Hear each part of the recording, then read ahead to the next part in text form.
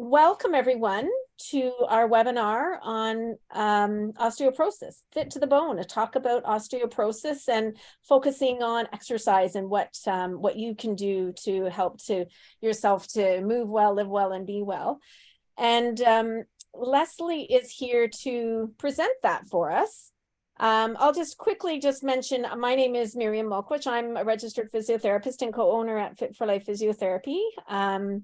And I'm here to be your host and keep track of the chat and any questions as we go. And I'll let Lesley take over and introduce herself, and we'll get started. Great. Thanks, Miriam. So yes, as Miriam said, my name is Lesley Hughes, and we are the co-owners of Fit for Life Physiotherapy. And we have been putting on, whether it be in-person talks, public education, I would say, to the community, and through Zoom, the community gets larger. So we can reach a whole lot of people now this way, as opposed to coming into the clinic in Aldershot. So Miriam and I have been in business since 2009. And over that time, certainly even before that, I've been involved with volunteering with Osteoporosis Canada back in the late 90s, when it wasn't even called Osteoporosis Canada. And so I've been around osteoporosis for a long time and have seen, things change and recommendations change and clinical practice guidelines become available so that we can treat people who have osteoporosis better than ever before. So it really is, as Miriam said, about living well with osteoporosis. And so that's what we're going to sink our teeth in here tonight at 7 o'clock. We've got a good group of people, a nice robust group of people. And so if you have any comments, as Miriam said, put them in the chat, and she's going to manage that while I just keep talking. So let's kick this off. What is osteoporosis? Some people do get confused with, is it osteoarthritis or is it osteoporosis?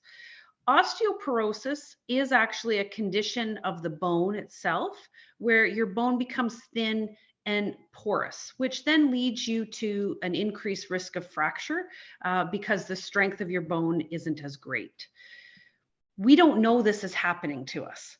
And so often osteoporosis is called the silent thief because you don't realize that you have osteoporosis until, unfortunately, a fracture occurs. We can go on to the next slide there, Miriam. I think it's also interesting that a lot of people come into my office and they assume that the part of their spine that, when there is a fracture, or the part of the spine that we're talking about, is those little nubs that we have on the back of our spine. And I don't know if you can move that cursor, Miriam. Yeah. There you go, that nice aqua dot. So that's the part of our spine that really serves as protection for our spine. That's not the part of the spine that we're talking about that is taking our loads and unfortunately at times becoming fractured or compressed. It's the bodies of the spine where Miriam has got the little aqua dot now. And so that's the part of the spine that gets measured, looking at how dense are the bones.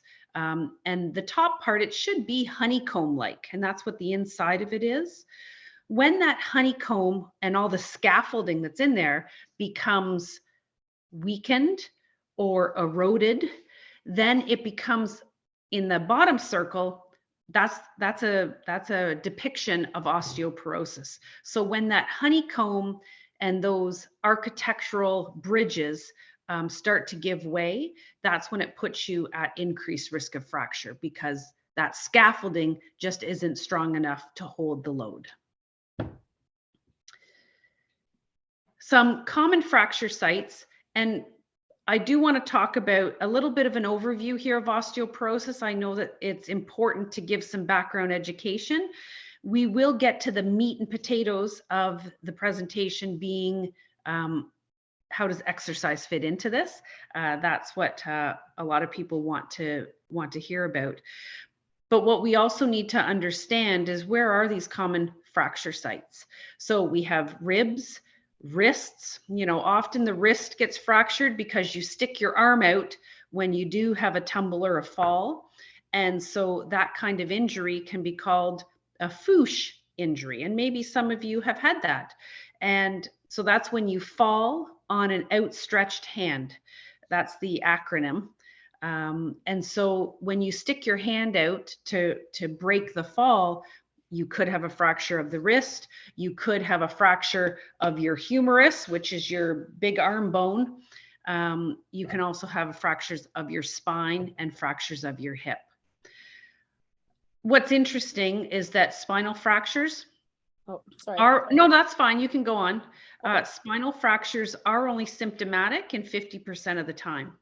So you may end up with a spinal fracture, and it's hard to believe that that could be the case, that you break your back. You may end up with a spinal fracture, but not even know it. And so that's what we're trying to work on here, is to be screening and looking at what are our risk factors. So there was some new, if anyone has been on the Osteoporosis Canada website lately, or if you get their emails or follow them on Instagram, they have, in the past month, I'm guessing it's the past month, they have come out with new fact sheets, up-to-date fact sheets. And so some of the information that they provide has been updated with more current research. So it used to be that there were 2 million Canadians affected by osteoporosis. It's now 2.3. So 2.3 million Canadians are affected by osteoporosis. We do see that it isn't just a female disorder or disease. 1 in 3 women and 1 in 5 men will break a bone due to osteoporosis in their lifetime. It's pretty significant. 1 in 3. You take a look around a room at the Christmas dinner, and you could, if there is a number of women there, one of you may break a bone because of osteoporosis. So when you look at the fracture rates, so fractures due to osteoporosis are more common than having a heart attack, a stroke, and breast cancer combined. We certainly hear about those other sinister events, but we're not hearing as much about osteoporosis, and we really do need to. Because once we hit 50, 80% of all of those fractures are because of osteoporosis. So we need to really hone in here and be taking care of ourselves. And which is why there's 18 people on this webinar. All right. Now, and you may or may not want to put in the chat, but it's interesting for us to know how many people, if you just maybe you're comfortable doing this, are you here because you have osteoporosis? Are you here because you have had a fracture? We used to have this as a poll, Miriam. Yeah. Or are you here just to learn about how do you move well and decrease your risk? Those are some interesting questions to be posed, because it certainly helps to streamline where we go with the talk a little bit. I'm going to talk about all 3 aspects, but if somebody, if the whole crowd has had a fracture, or the whole crowd is diagnosed with osteoporosis and are working on preventing that fracture, boy, we've got quite the show for you. So I'm not sure if people feel comfortable about typing into the chat. It really is, that's up to you, but certainly go ahead and pose your questions freely. So when we look at the risk factors, yes, we hear a lot about bone density, but bone density is only one piece of the puzzle when it comes to looking at what is your 10-year fracture risk. So bone density, yes, and based on the World Health Organization, there are certain levels or standards that are described. So that's one risk factor if you have a bone density result of a certain amount. There's also things that look at the 10-year fracture risk. So what is your age? So your fracture risk increases with age. I think that speaks for itself. There are more women than men that have have osteoporosis. If you've already had a vertebral compression fracture, so perhaps, and I've seen it before, somebody goes to the doctor because they now have pneumonia, or they're looking at getting a chest x-ray, or you're looking to move into a retirement home. So when you move into a retirement home, and there may be people in the crowd who have done this, you're required to have a chest x-ray. And so it's on that chest x-ray, not because you have back pain, but in that chest x-ray, when they take a certain view, they can see that there is compression in your spine. So all of a sudden now, wow, I was just moving into vibrant active living, being in a retirement home, and now I have this diagnosis of a spinal fracture.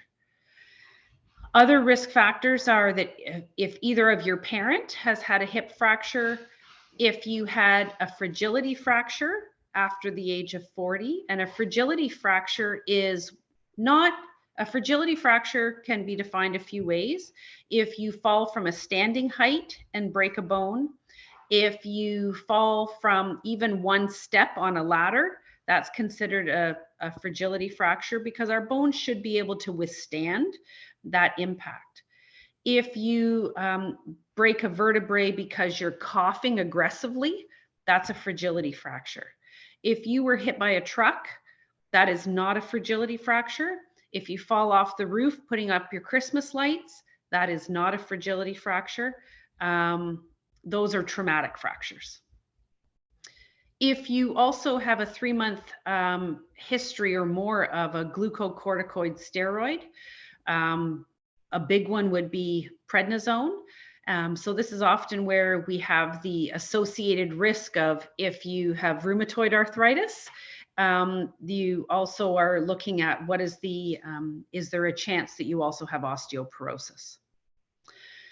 Other medical conditions like Crohn's, celiac, colitis, some absorption disorders. And then there's also some medications that can contribute to bone loss. Certainly in prednisone would be one of those, again, that's used to treat a variety of things, some chemotherapies. Those are all some medications that can create some secondary osteoporosis. Lesley, I'm going to interrupt for just a second. Yep. Apparently the chat is disabled and I have not quite been able to figure out how to fix it, but the question and answer tab is working. So okay, people can type into the Q&A and I should be able to see that. There's always a plan B. There right? we go. And see, somebody's already taken advantage of it. They've been newly diagnosed with osteoporosis. So this is the perfect talk for you. Yes. Yes. You're in the right place. Right. So there's always plan B, right? Yes. So, so move on, Miriam, to the next slide. So I think if you have, so for the individual who was just diagnosed with osteoporosis, a very good resource is Osteoporosis Canada. So if you go on their website, it's listed right here, osteoporosis.ca. They do have a know your risk little calculator. They have excellent facts, fact sheets, fast facts is, I believe, what it's called. There's lots of information that you can get from the Osteoporosis Canada website, and I strongly recommend that you visit that.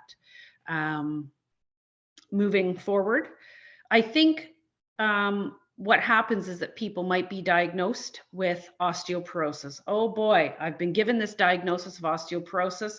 That means I'm going to fracture my bones if I fall. Not necessarily. It's talking about increased risk of fracture, and that it's giving you a diagnosis that knows that yes, there is a more likely chance that you might have fracture, but we got to then figure out, okay, how are we going to lessen that impact of osteoporosis? Because those who are given the diagnosis of osteoporosis, they may end up experiencing chronic pain if you've had a fracture. Osteoporosis by itself does not cause pain. It's not painful. That's why it's the silent thief. It's once one has a fracture that there could be pain, either from the fracture, from muscles, from strain on ligaments. So there's a variety of reasons why one might have pain with a fracture. It also might reduce your mobility, because are you now afraid to go out and walk on the street because you're afraid to fall? If you have a loss of height with that compression fracture, that can also have an impact on your diet.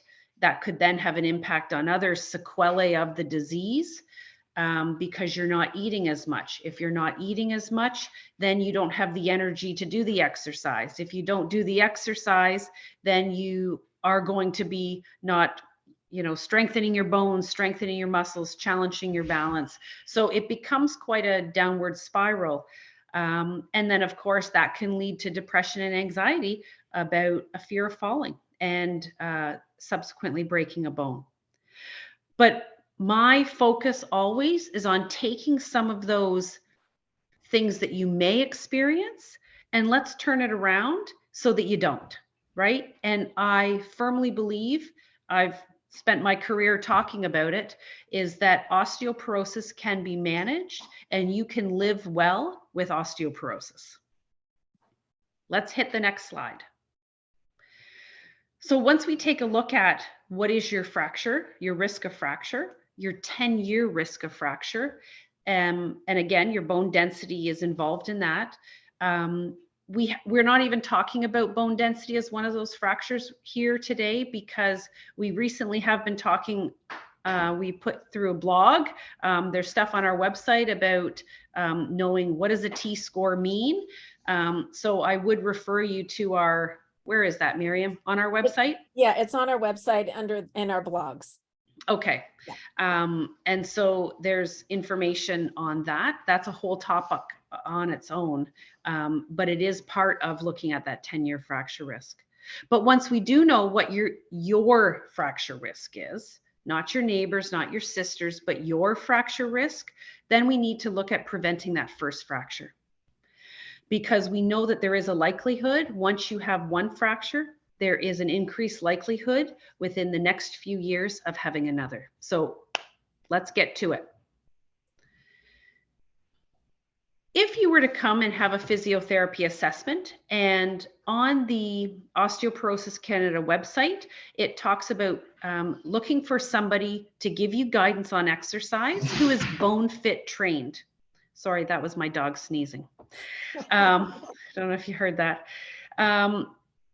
Bone Fit is a program that Osteoporosis Canada has created to educate and train physiotherapists, occupational therapists, personal trainers, kinesiologists, the community healthcare providers, to have a level of knowledge on the topic of osteoporosis, and then how to safely be training people through exercise and some nutrition counseling on osteoporosis management, so that those experiences or those negatives that could occur with osteoporosis don't occur.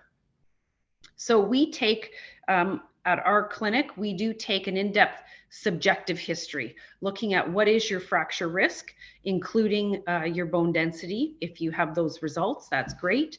We look at a posture assessment. We look at a balance assessment.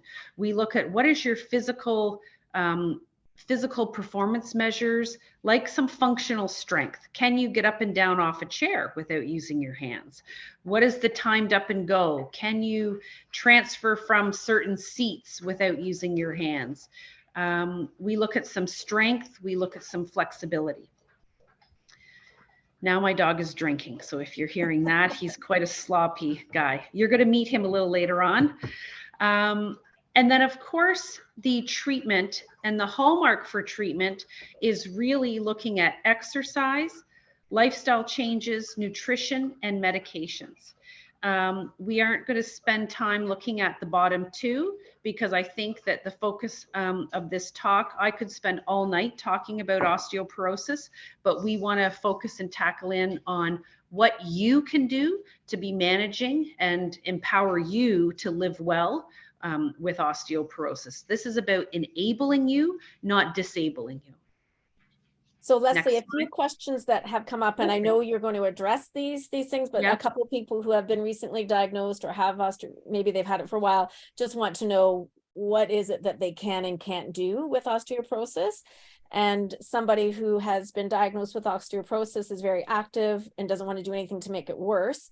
And she had heard heavy lifting to build bone, but she's fearful of lifting too heavy. So she's been limiting to lighter weights and building postural muscles and so on instead. So I know you're going to address those things, but I just wanted to make sure that those questions got posed. Perfect. Yep.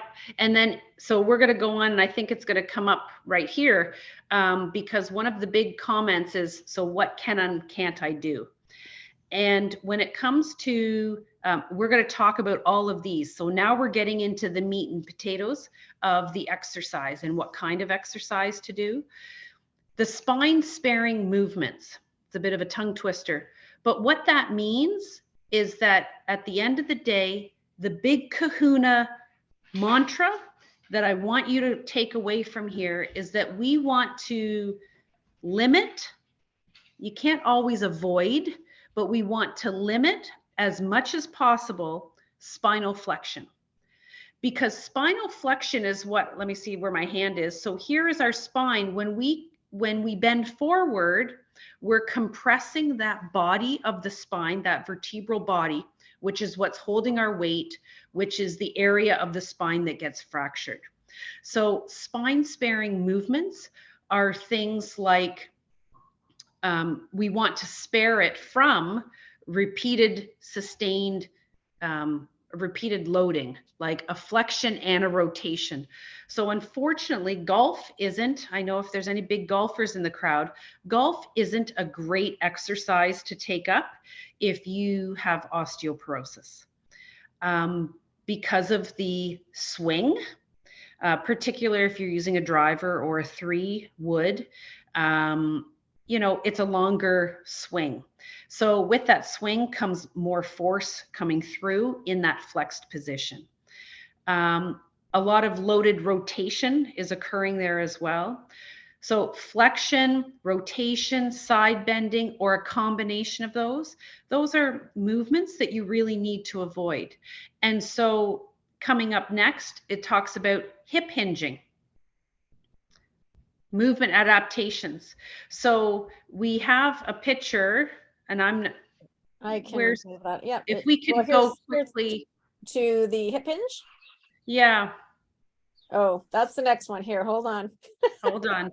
Because here's a picture of the hip hinge.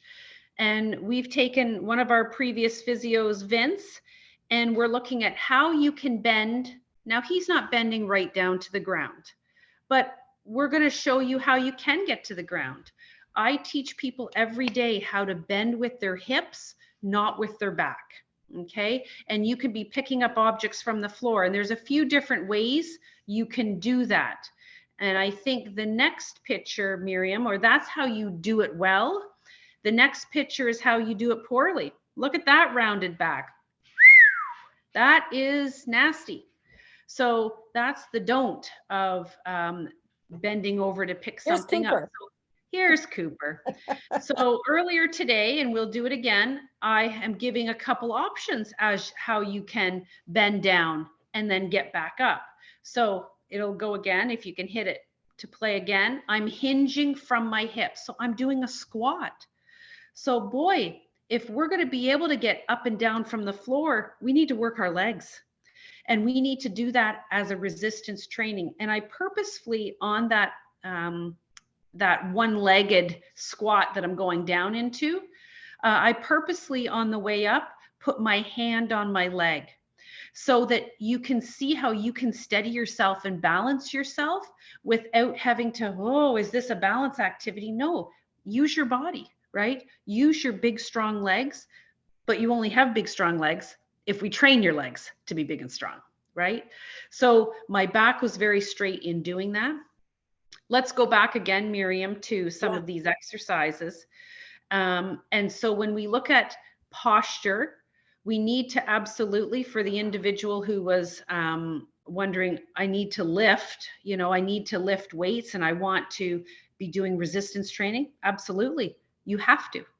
But we need to make sure that when you're doing that, we are loading the spine properly.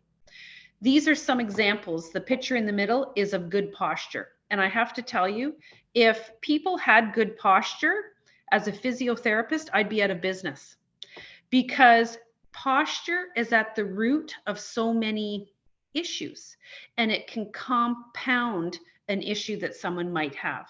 So for instance, if you have a diagnosis of osteoporosis and you look like the guy on the left with that forward head posture, a flat back, and a more rounded thoracic spine, which is the middle part of your spine, that's going to set you up for some complications of osteoporosis.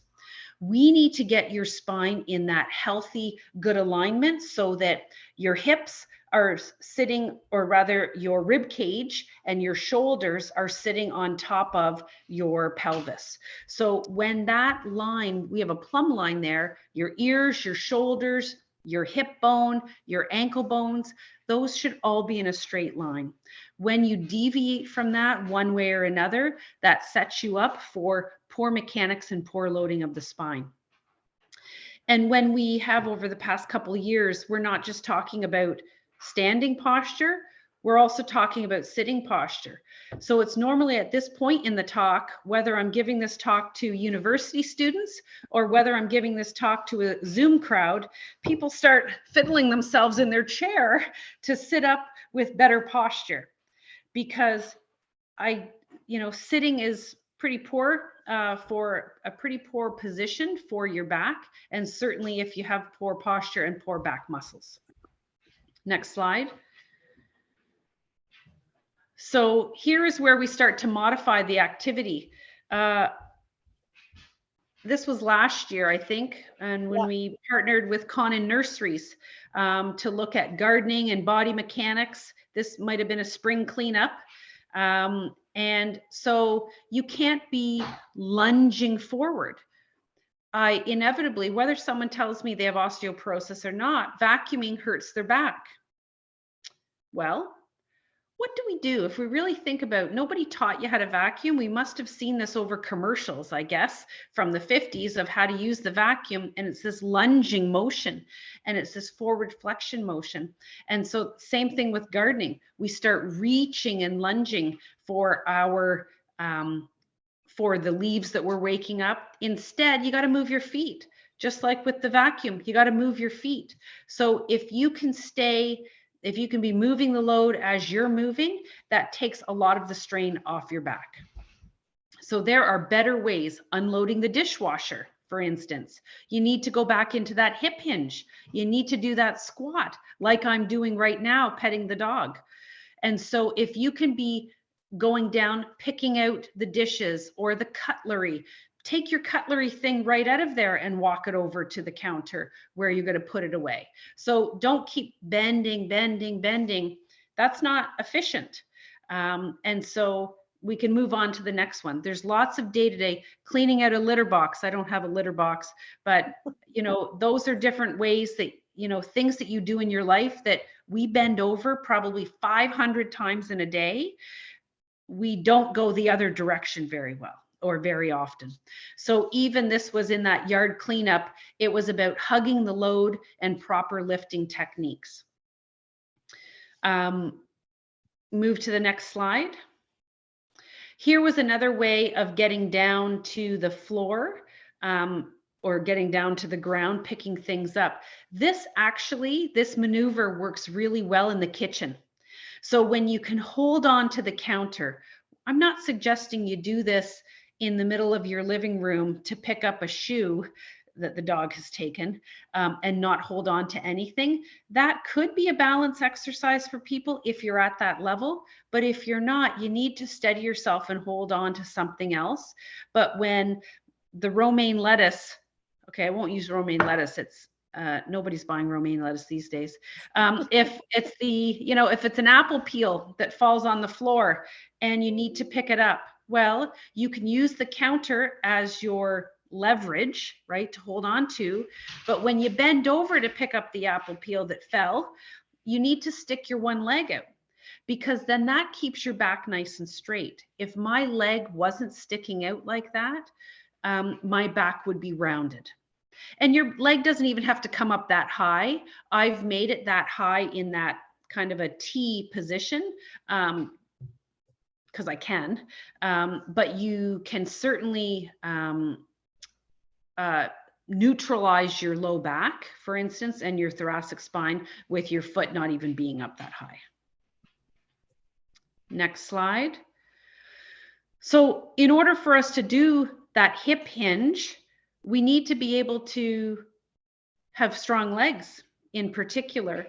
And so Osteoporosis Canada, now it is going to be hot off the presses. So I do recommend by the end of the year, I'm giving you an inside scoop here.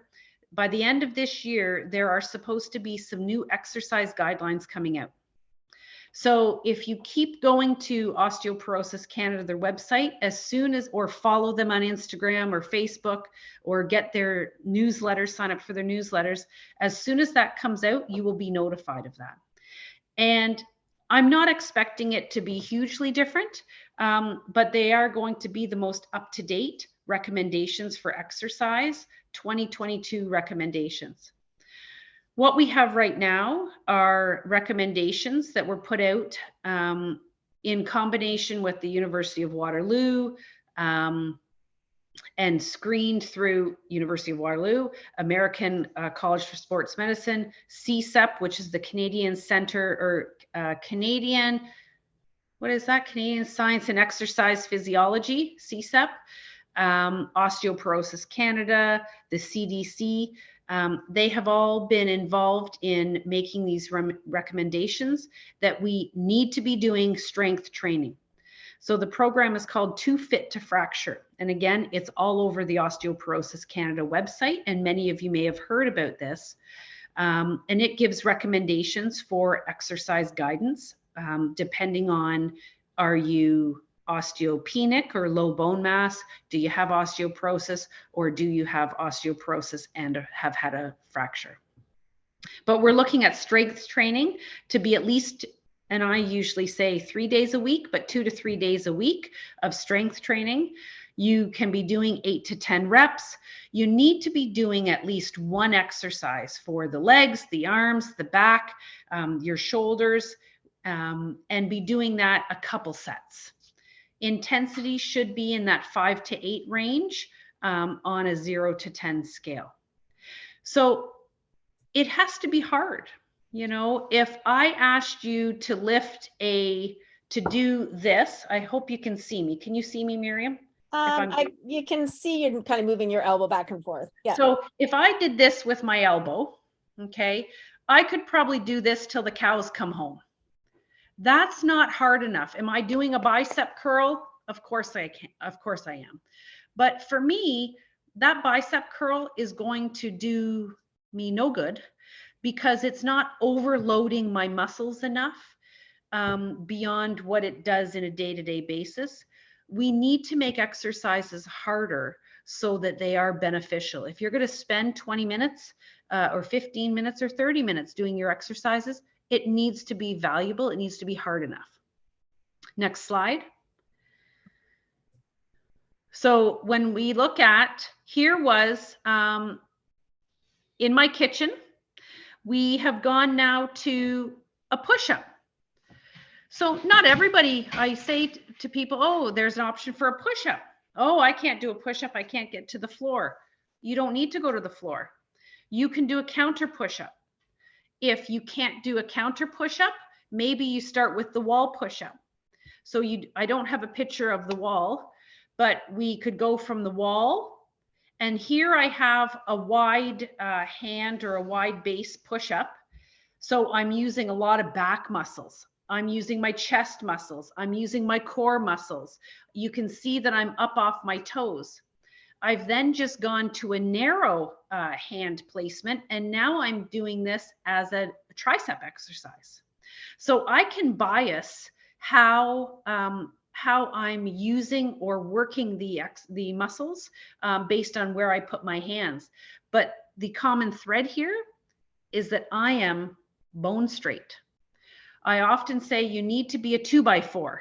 So when you're doing this exercise, I want you to think of being a 2x4 from your pivot point on your toes right up to your head. I'm not breaking at the hips. But again, I like to give exercises where people can have an exercise, and then from that exercise, it can either be made easier or harder so that you're not learning a gazillion exercises. Here is an exercise of Miriam when it comes to a plank. And so here is a beginner just lifting your knees up off the ground. Then you could, and this could be turned into the push-up, of course. Mm-hmm. Then, right, this is like going into your push-up. Then you were on your knees to do the push-up. And then here she goes from her toes to do the push-up. So there is variation and levels of difficulty within all of those exercises, depending on where you're at. But I do caution you, it has to be hard enough. But if it's too hard, you're going to injure yourself. Exercises need to be individualized, and particularly with somebody with osteoporosis. I have people come in and are diagnosed with osteoporosis, but they've been running the trails. They are doing resistance training. We're just fine-tuning what they're doing. But I also have others who are just then, I need to do something to help my bones, and they're starting. So there is a spectrum of where you're at. We need to be giving good guidance on what exercises are appropriate for individuals. Moving on. Here is my wall ball squat. So we talked about needing strong legs for that hip hinge. Well, I love doing a squat with this ball. I love it. It reproduces function so well because you are using your legs in a way that you use them when you're getting up off the toilet, when you're getting up off your chair, you're getting out of bed. This is a great way to ensure proper alignment. A wall ball squat is fantastic. I don't recommend a wall ball squat for somebody if you can't get out of your chair without holding on to your arms, without holding on the arms or pushing up from the table or whatever it may be. And so maybe we need to be doing sit to stands from your chair. Maybe you use a walker, maybe you use a cane. Well, we need to modify all exercises so that you can be as strong as you can be and doing them well. Moving on. Then we have balance training. So in the recommendations, let me just take a sip of water. Are there any more questions while I take a sip of water there, Miriam? Not that I've seen. Okay, so it's radio silence. All right. Oh, hold on. Okay, somebody's just happy that they're doing the exercises at least 3 times a week. So she'll increase her weights gradually. Perfect. Great. Great. And so I will say before I go to the balance training, the strength training in the early, let me start my sentence again.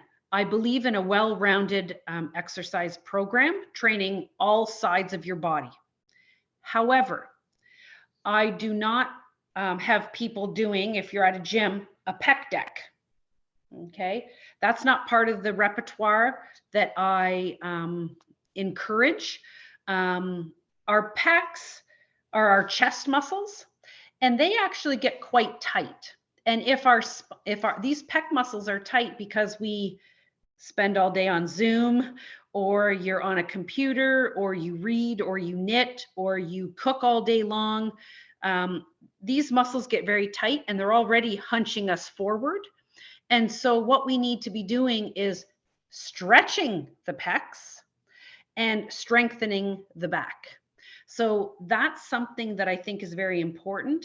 Also, I don't typically give people an exercise to work on where you're lifting a dumbbell in front of your body and lowering it down, because what that's doing is applying gravity is 9.8 meters per second. So gravity, let's call that 10. If I had a 5-pound or a 10-pound weight in my hand, maybe you can't see me. So I'm going to put that like this. If I have that in front of my body, you tell me if that works, Miriam. Yeah. In front. So now I have gravity times 10 on that 10-pound weight. I now have 100 pounds on the end of that long lever that is pulling down on my spine. No good. We don't want to do that. So we need to make some modifications in how you train those muscles so that you're not sticking too heavy a weight on a long lever, because that has an impact. Yes, were you trying to work your anterior delt of your shoulder? Yes, you were.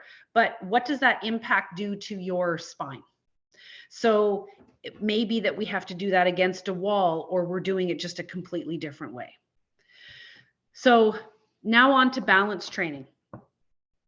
Here's another. Back to that slide. Sure. Yep. So balance training, the recommendation is that that be done daily. And I honestly, when I can tell when people come into the office, you can't fake it. When you've been doing your balance training every day, it shows. Balance training is one of those activities that if you do it daily, you will even see in quite a short period of time, because your body learns. And so in quite a short period of time, you can see your balance do this. It's very obvious when somebody, this isn't our first rodeo. It's very obvious when people are doing their exercises and when they aren't. It doesn't take a master's degree to figure that out. We can tell when you've been doing them. And honestly, it's very obvious. It's very rewarding when people come in and tell me how strong they're feeling and how strong their back feels because we're doing proper resistance training and proper balance training. In the 2 Fit to Fracture, so those were recommendations that were created in 2014. They were released in June of 2014. Those recommendations said that you needed to be doing resistance training, balance training, and aerobic training as part of your program. The issue here is that people were doing the aerobic training at the expense of the balance training and the resistance training or the weight training. And you can't do that. You need to have the balance training, and the resistance training needs to be at the same priority. And I would argue more of a priority when it comes to osteoporosis management. So I also, what the next slide is going to show us is that there is, we have 2 types of balance. Dynamic balance. This is a tandem walk. And we have a few variations here of the tandem walk to make it a little more difficult. So I started out with my arms out wide, like the Wallendas, you know, walking the tightrope. Then you have, right, the dog. Yeah. So I started with my arms out wide, or putting my arms out so that I could assist with balance. Once you get good at that and you don't lose your balance, then you can put your arms down by your side. Then another way to make it more difficult is passing something. I was passing a pen around my waist. Or you could bring your arms across your chest. Now you're even more narrow, creating that even more narrow feature. You could put your arms above your head, and that then moves your center of gravity up higher. So potentially for 49, 59, 69 years, your center of gravity has been right around your belly button. If I move my arms up above my head, now my center of gravity has increased, or raised rather. And so my body, my brain is having to accommodate for that. That's dynamic balance.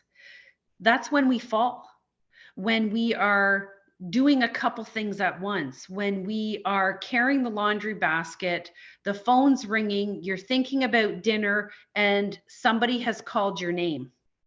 And we could have added in a few more variations to this, which is what I do train people at, again, depending on what level you're at. If you're, and I demonstrated this in a hallway because a hallway is safe. Hallways aren't really wide. They have a wall on either side so that you can use it. If you lose your balance, then you've got a wall there for support. You could also just walk right beside the wall. I just didn't want to hit my pictures, but you could walk right beside the wall so that you can right yourself, by sticking a hand out. There are tests of balance that you can do. You can stand on one foot. You could just stand in that tandem stance, making yourself narrow. You could have your feet right tight close together as opposed to wide apart. That all of those things are decreasing your base of support, making you more narrow and more unstable. Those are helpful and they're important to do, but I'm not sure anybody here in the crowd has had a fracture of their hip because they fell because they were waiting for the kettle to boil, right? Or that's not normally what happens. And so it's important to, yes, test your standing balance, but I would argue it's even more important to test your dynamic balance when you're in motion, when you're stepping off a curb, when you are walking in a crowd at the end of the Raptors game or leaving a Blue Jays game, and you need to be able to get yourself down the stairs and manage the crowd and keep track of your partner so that you don't get lost in the mob, or you're holding on to your grandkids for dear life so they don't get lost in the mob. All of these environmental influences, we need to train ourselves so that we're prepared when those events occur. Next slide. So here is our aerobic exercise. And I'm not really going to spend much time on this because aerobic exercise, you've been learning about aerobic exercise since you were 10, talking about walking or doing walking alone isn't enough to help your osteoporosis. It is a weight-bearing exercise, yes, and we do want the cardio ideally to be done in a weight-bearing position. That being said, if somebody told me that they love swimming and they do laps all the time, 5 days a week, they're at the pool doing laps, I'm not going to tell them to stop doing laps and their aerobic exercise. But I would say that maybe if we could take out one of those swim days and put something weight bearing into it, and have them doing their resistance training on land and their balance training on land. We need to be doing this on land so that we do get that impact to the bones. The other interesting thing here is that the balance training, when you look at needing balance training every day, and the recommendation is around 150 minutes a week. So if you spread that out over 7 days, you're thinking, oh my gosh, 150 minutes. Well, that's about 22 minutes a day. But guess what? You can do that balance training. You're supposed to brush your teeth twice a day for 2 minutes. That's what your dentist will tell you. So if you're brushing your teeth for 2 minutes, twice a day, maybe 3 if you're really keen, then why not stand with your feet right tight close together? Or why not do why not be on this Zoom meeting, Miriam, standing in a tandem, right? If you have a standing desk, or maybe you practice standing on one foot while you're doing that. Balance exercises, unlike cardio, don't need to be in these chunks of time. You can integrate the balance exercises throughout the day and get your 20 minutes of balance training. You can also do that for your resistance training. So it doesn't need to be these chunks of time. Next one. Oh, back. I'm on the next one. Woo! Okay. Because I looked at my clock, it's 10 to 8, and I want to keep talking quickly, but I want to make sure the points are getting across. Mm-hmm. The posture exercises and osteoporosis exercises are married. Honestly, there's no one exercise that belongs to just osteoporosis or belongs to arthritis or belongs to posture or whatever. There is a gazillion exercises out there and there is overlap. When it comes to posture training, osteoporosis and posture training exercises are a lot of the same ones. So, wow, great, because we need better posture for osteoporosis. So doesn't that work out well? So posture exercises are exercises that are, again, getting us out of this rounded shoulder, tight pec, forward head position, and instead working on those back muscles that are keeping us tall. So the simple action of lifting your sternum, that's your chest bone, your breastbone, whatever you want to call it, just lifting your sternum up. I'm not saying extending your whole back, but just elevating your chest, just lifting your chest up. If you do that, it's almost impossible for you to have an increased curve to your spine. It doesn't happen. I'm not saying I can get rid of a kyphosis, an extra kyphosis that you have. We already naturally have a kyphosis in the middle of our back. It's when that kyphosis becomes greater than what it's supposed to be, that's when it poses a problem. That's when it poses a problem for lifting your shoulder, lifting your arm up, right? Because our body works together as a unit. We don't work in isolation. Our muscles don't, and our bones don't. Here is a nice picture of Miriam coming up, our back extensor training. So this we use so you could be laying on your stomach, right? Period, laying on your stomach. That in itself is putting you more into, for many people, that might be putting you into a extended position. You might need a pillow underneath your hips if you're going to lay here, or this might be enough of a stretch on its own. It's stretching out your front hip flexors. It's stretching out your lumbar spine and your thoracic spine. The next clip shows Miriam then coming up a little higher onto her forearms. Depending on, everybody's an individual here. And so if you have a really big kyphosis, maybe you have some vertebral fractures, or maybe that is a correctable kyphosis. You know, it's not permanent. I once took a gentleman, when we measure, there's some screens that you do to measure risk, and you're measuring when somebody comes with osteoporosis. And I was looking at how far is, the big bump on the back of your head, that's called your occiput. How far does your occiput, how far away from the wall is your occiput? The ideal is 0 centimeters, right? We should be able to stand at the wall comfortably and have the big bump on the back of our head touch the wall. This gentleman, without your chin poking up to get it there.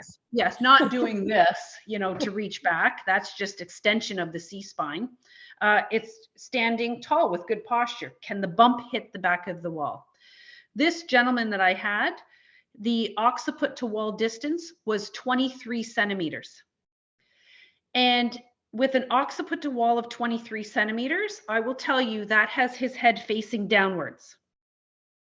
And so that really had an impact on him socially. And this was an individual who was a professor who wanted to engage in social activities, but his kyphosis was so bad that his head was down here, so that he wasn't able to make eye contact with people. We were able to get his occiput to wall distance from a 23 to a 15. And that was through posture correction, posture stretching and strengthening, back strengthening. And so, no, I couldn't get it to zero. We're not a miracle worker, but we were able to make him have a meaningful conversation with somebody because he could now make eye contact. So he could socially engage again. And that was huge. And it was really self-rewarding. I do my job because I get pleasure from seeing people meet their goals. And that was a really, that was a big one. That this was probably 10 years ago, and I won't forget it because it was so meaningful and impactful for him. So before we move on, and I think actually it's a couple questions, and I think you've addressed essentially one of them. What will prevent me from ending up with kyphosis? Is it just practicing good posture enough? And then the other is, what other exercises are there for back extensors? Yeah. So let me talk about the first one. Is posture, just working on your posture enough?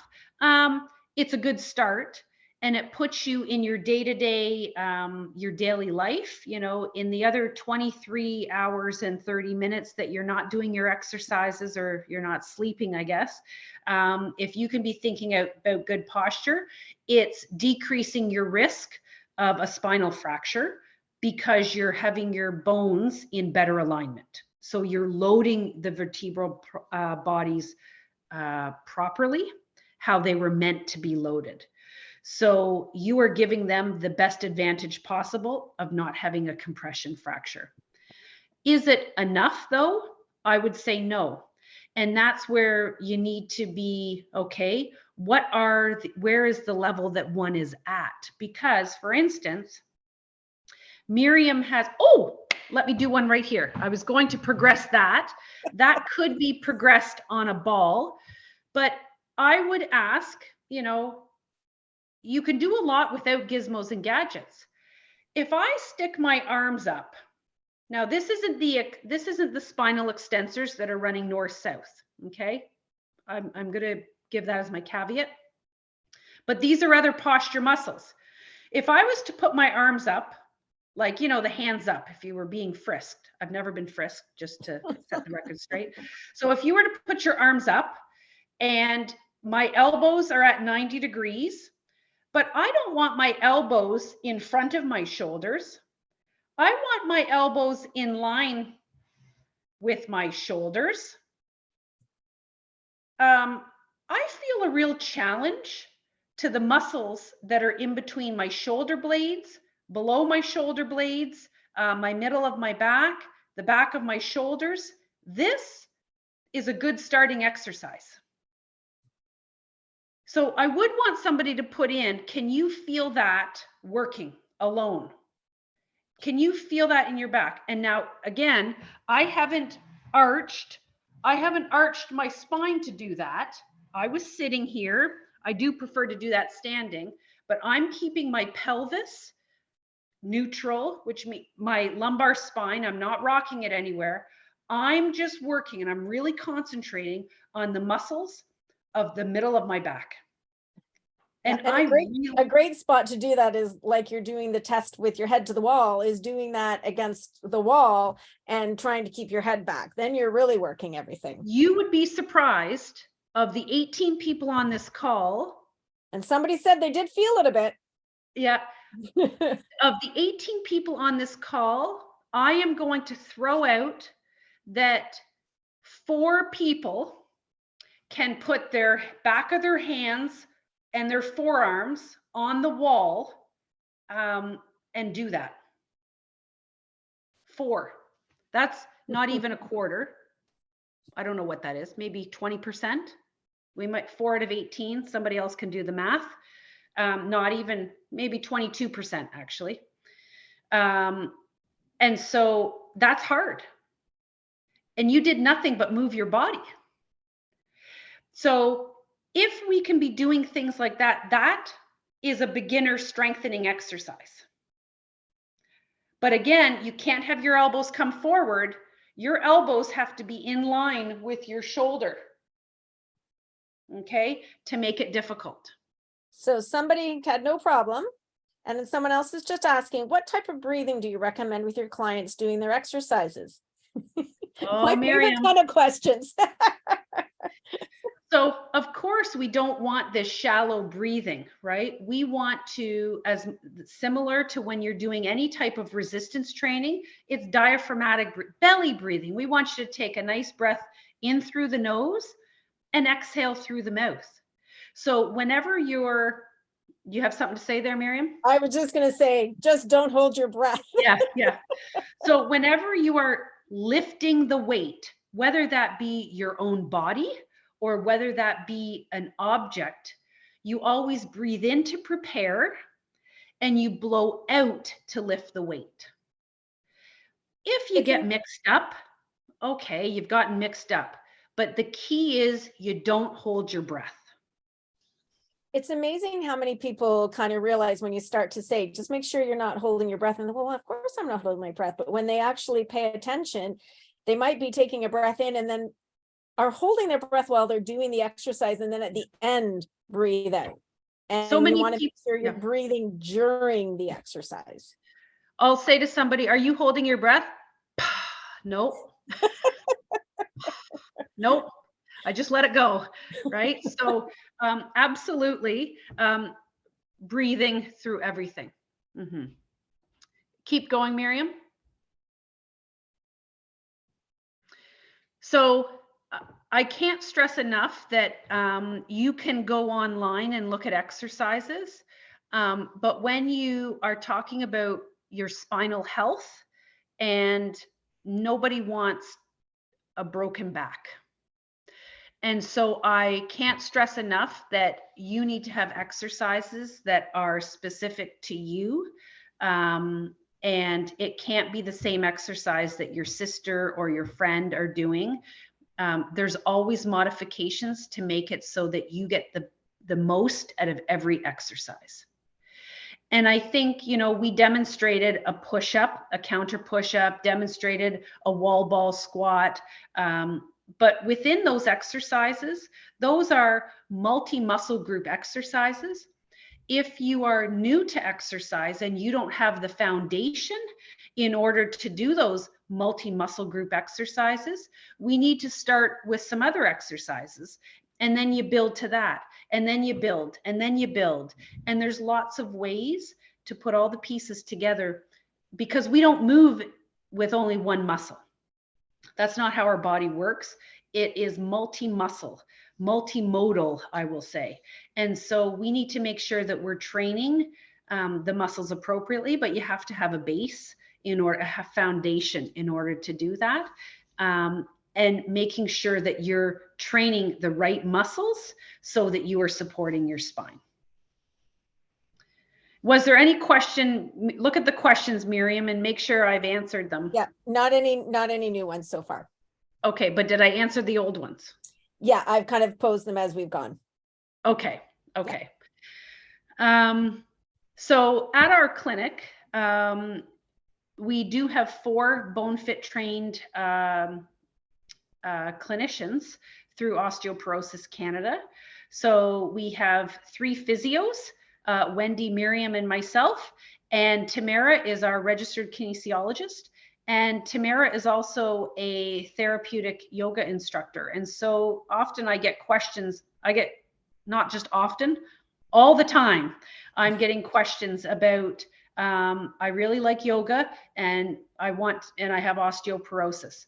And I will say the foundation, regardless of what you are doing, whether you are doing yoga, whether you are doing CrossFit, whether you are climbing the stairs, whether you are out hiking, those core principles are thread of that we want to avoid forward flexion or spinal flexion.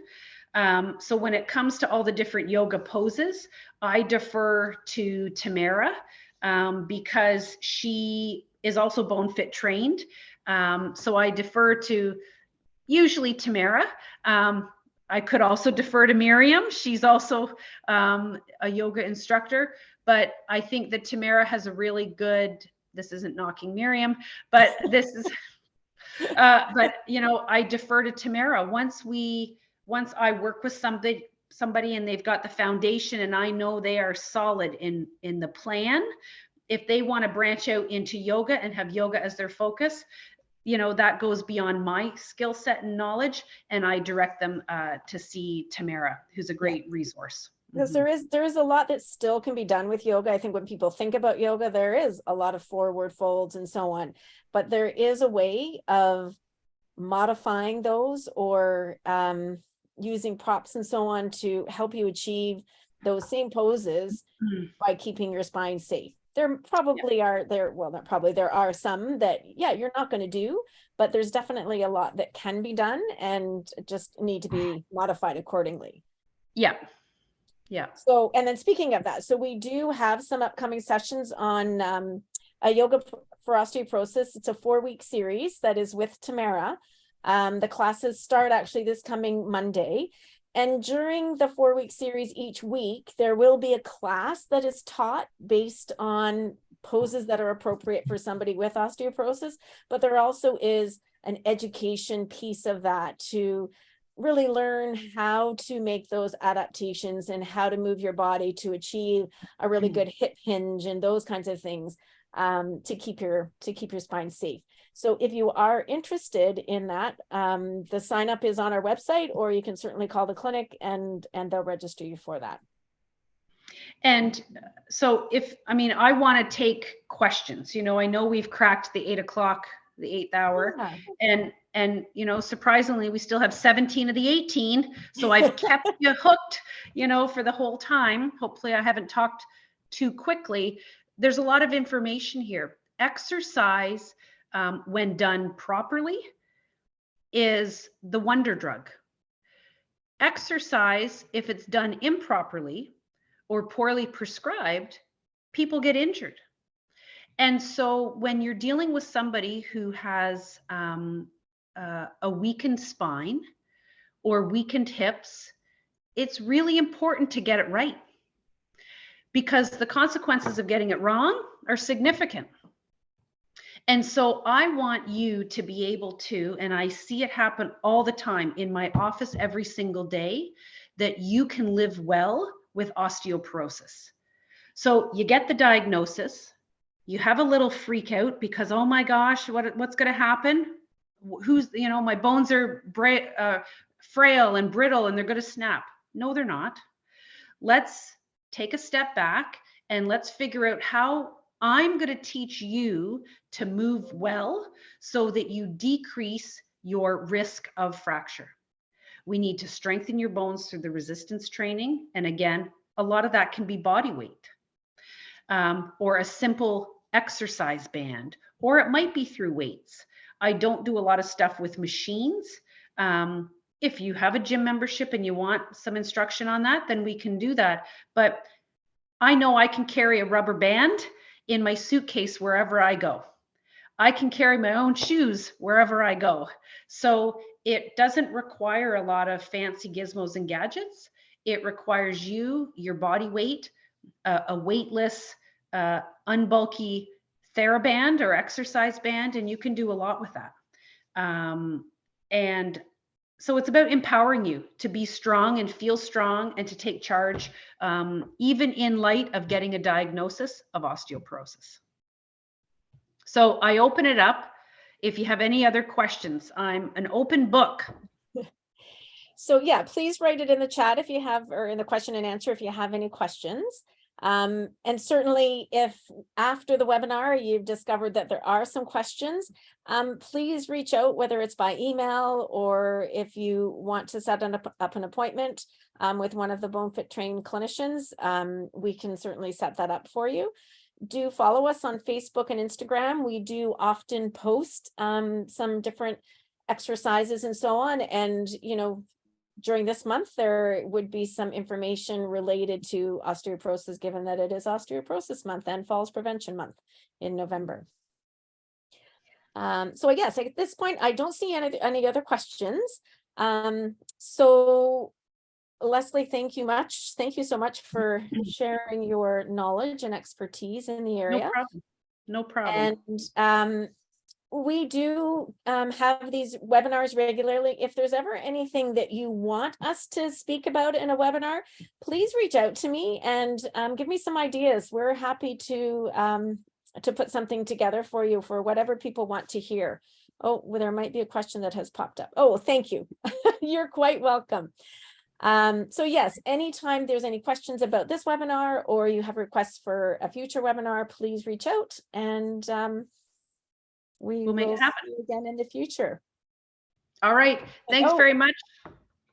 Sorry, that we just had one about a personal workout schedule. So absolutely, that would be You can book with any of the physiotherapists, but Tamara is actually a great option to work out a personal routine. She is bone fit trained, kinesiologist, yoga therapist. Absolutely. Okay. Have a great night, everybody. And so listed is our email there if you wanted to take a picture of that screen, if you did want to email us at all. Absolutely. Okay. Have a great evening, everybody. And we will see you either in the clinic or on another webinar. Great. Take care. Bye-bye.